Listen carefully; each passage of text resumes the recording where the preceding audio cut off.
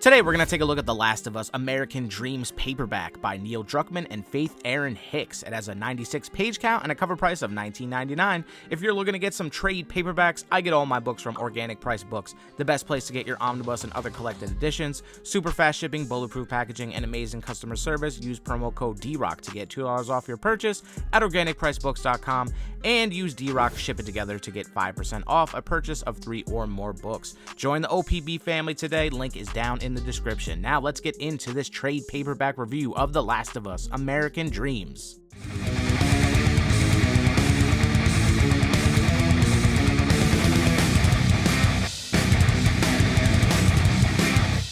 I was very excited to get my hands on this The Last of Us American Dreams trade paperback by Neil Druckmann and Faith Erin Hicks. You have cover art here from Julian Totino Tedesco. Little Last of Us on the spine here. Very short book, 96 pages altogether. Very quick read, and it flows very well, probably due to being co-written by Neil Druckmann and Faith Erin Hicks. Plus, I've been so immersed in this Last of Us world recently. So you get a little title page here with the creators listed. So it's written by Neil Druckmann and Faith Erin Hicks, and then you have art also by Faith Erin Hicks and colors by Rachel Rosenberg. And then pages like this throughout the book are going to be from Julian Totino Tedesco, which is just some absolutely gorgeous artwork. The artwork is good in this. I enjoy the actual comic art throughout this. It's got that indie kind of cartoonish feel, which I feel like suits these characters very well. Being this is based mainly off of Riley and Ellie, you won't get any Joel in this storyline. It's just the meeting of those characters. Ellie gets sent to military school where she is kind of bullied and teased by someone who tries to steal her little radio, and Riley shows up and kind of saves the day for her and gives her back her, well, actually she doesn't give her back her radio, she steals her Walkman, which she finds out here, and then Ellie, tracks her down to try and get her little radio back, her little Walkman. Music is definitely a big part of Ellie's life, and it really translates in the games, and I hope they do it in the HBO Max series as well. I think the involvement of music and the guitar playing and all that was really phenomenal, man. It drew me to the games even more. I know part 2, a lot of people don't like that game, but some of the musical elements in that really I loved, man. I really thought it was fantastic, and the storytelling was great. And that's what's kind of great about this book, is you get a little background on Ellie, a little bit about her mother. She kind of pops up in the end of this.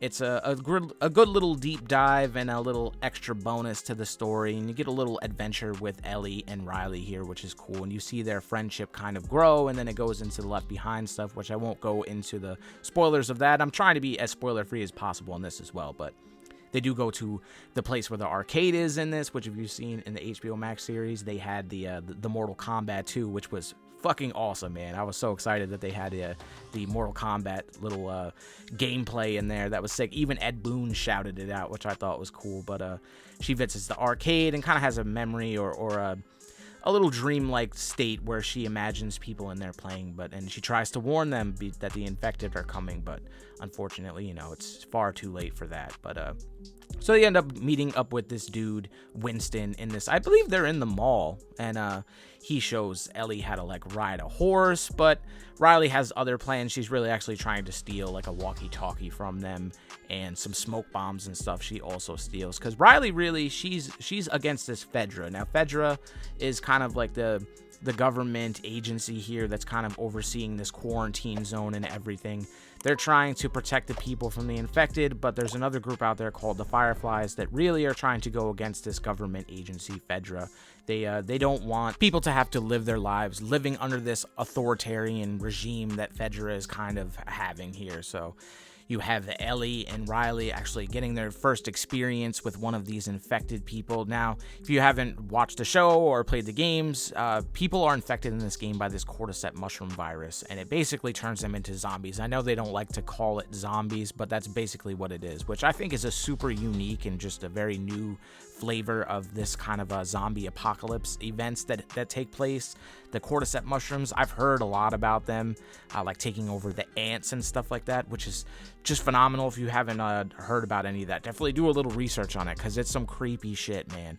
But the cordyceps mushrooms take over, and it puts these people in this zombie-like state, and they try to attack people, and it spreads very quickly after people are bitten. In the game, you can actually get it spread from spores, which they don't go into in the HBO Max series, unfortunately, which would have been cool to kind of have the spores, but I guess it would be kind of hard to film and stuff like that. But so basically throughout the story, you just have Riley and Ellie just going out for kind of a night of fun, and they get tied into a bunch of stuff. I mean, they do the horse riding, they see the arcade, they end up getting attacked by some infected, and then they end up meeting Marlene, who is the leader of the Firefly regime or organization, whatever you want to call it.